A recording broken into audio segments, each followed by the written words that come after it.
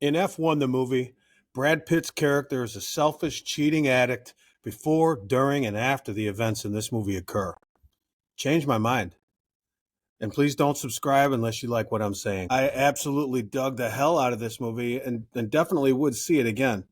But it was a little surprising, though, that while the main character did achieve his objective, it didn't change the destructive and obsessive behavior that had ruined his life up to that point. He's old, he's beat up, and he's out of dragons to slay, but he throws away a chance at a normal life with a nice girl and an awesome new group of friends. I mean, who does that? Let me break it down. Then we'll ask some questions. Aging American race car driver Brad Pitt, I'm just going to use the actors' names, okay? Brad Pitt refuses to retire, living out of his van and never staying in one place for long. It's kind of like David Banner in the old Hulk show. Now, although he raced Formula One in the 90s, some severe injuries from a crash ended his Formula One career. He then became a gambling addict and now bounces from team to team and race to race. There is lots of classic rock, which I like, and he listens to this through his headphones to kind of block out the world. After he wins the 24 Hours of Daytona, his old teammate shows up, Javier Bardem, who now owns the Apex GP F1 team. He offers him a seat since Apex's second driver is out for the season, and he's got a talented young rookie who needs a mentor. With 9 races left in the season, he chooses Pitt to help save the team, who reluctantly agrees as Apex is stuck at the bottom of the league standings. So at the test drive, Pitt meets the team principal, who I will call the old German guy, and the technical director, who I will call the Irish girl. And then the talented rookie driver, who's played by Damson Idris. Idris's character is cocky, but he worries that if Bardem is fired, he's going to be fired too. So this young dude believes that to survive, he's going to have to impress all the other teams, prospective employers, by crushing any teammate that Bardem does hire for him, which is now Pitt. Brad does have trouble adjusting to the modern F1 machinery, but he does begin to figure things out gradually. He pushes too hard in the test car, but the old German guy recognized that he does have a high skill level and agrees to let him go ahead and drive for the team because he's the boss. The first race doesn't go well as slow pit stops drop the Apex drivers to last place after a promising start. So Pitt ignores a team order to let the young dude by, and the teammates do crash into each other. His reason seems to be to set a new tone for the team, to be tough and fearless. Pitt then mends his relationship with the young dude by intentionally crashing into other drivers to force safety periods. This helps the young dude catch up with the faster cars and score the first league point for the team, which was Pitt's goal here. He's angling things, so because he understands the game. This young dude then adopts some of Pitt's old school training methods, and then Pitt emulates the young dude's work in the racing simulator, the high-tech stuff. Apex becomes a solid midfield team after Pitt persuades the Irish girl to overhaul the car so that it can race more closely in the corners as opposed to in the straightaways where the dominant big teams are most successful. The team does get its first chance at a win during a rainstorm at Monza, and Brad Pitt encourages the young dude to stay out on the slick tires, which is risky, but it does vault him into second place. However, the young dude impatiently ignores Pitt's advice to wait for a straightaway to pass the leader, and which causes a crash, and then the young guy misses several races due to the injuries. Pitt then progressively improves his finishes on the leaderboard in the young dude's absence. He then resolves to crush Pitt on the track when he does a return. In the comeback race, the young dude wrecks Pitt intentionally, who then gets mad, but I don't understand why he got mad at the kid when that's what he did to him, 5 minutes earlier. He's just emulating what was done to him. With 2 races left, the Irish girl arranges a poker game where the winner will decide who gets the favorable treatment at the Las Vegas Grand Prix.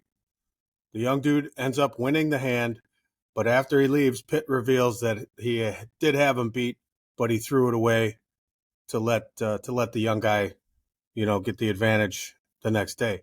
Impressed by all this, the Irish girl then takes Brad Pitt home to her room, and of course they spend the night together.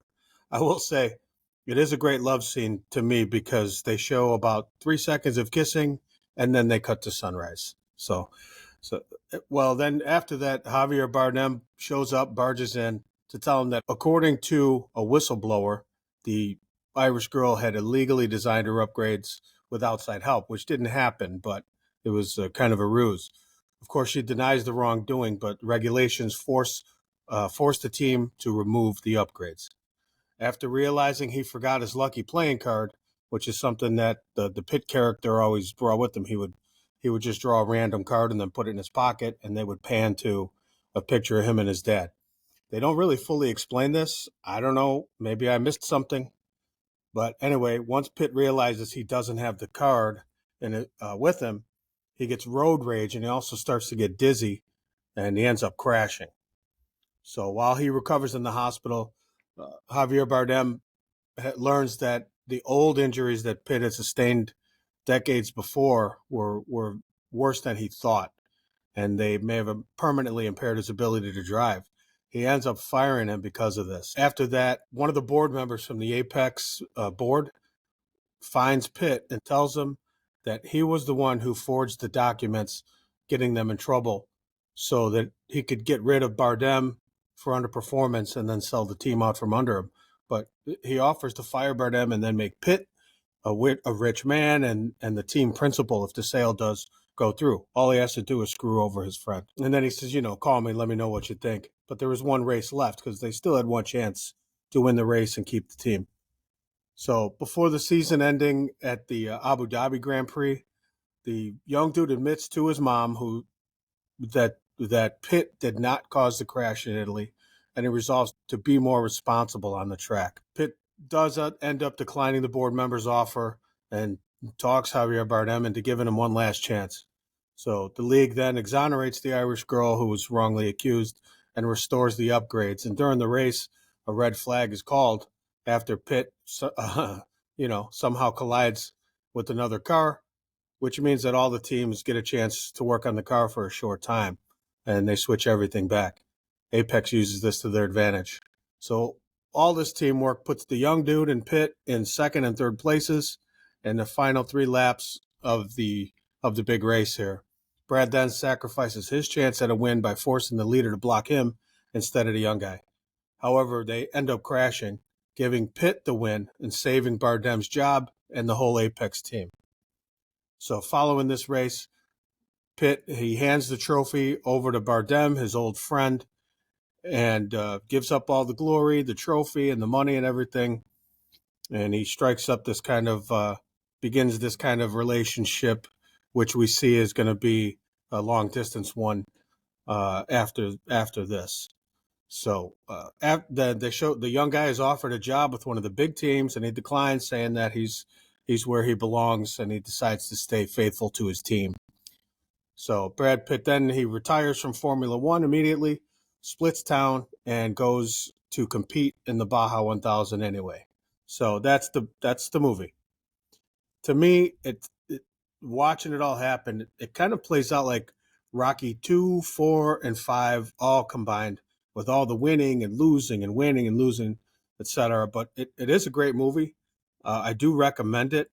I will say the in-car experience doesn't seem as big as they hyped it.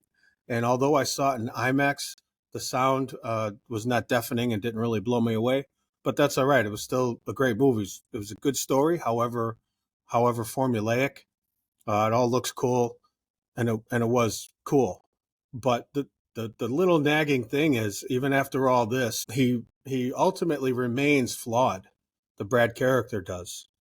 So because he ends up selfishly running off, even though he's got blurry vision and doesn't know how his health is. So let me know if you agree. Let me know what you think in the comments. I mean, am I off base? I do have a couple of questions though. So let me know if you know these things. Why was he carrying the card around? And why was he so upset when he realized he didn't have it? A couple of other things. He keeps getting dizzy, but they don't find out why. And even though he could feel it, he still continues knowing he's not well. He knows he's not well. I mean, isn't he going to get dizzy when he goes to Baja and keeps going racing? So Anyway, why they never really say why he doesn't care about money? Is it because he loses it all the time? Is he losing it on purpose? To stay the underdog? They don't really say. And ultimately, my big question is after after reaching absolute nirvana of winning this race that was his life's goal. I mean, of course, you're not just going to shut down and go out to pasture, but he just kind of moves on from it. But whatever. I mean, it's a great movie. So please let me know in the comments what you think. Let me know if I'm nuts or what I might have missed. So that's it for the Muy Macho today. And we'll see you down the road there. And adios. Later. Bye.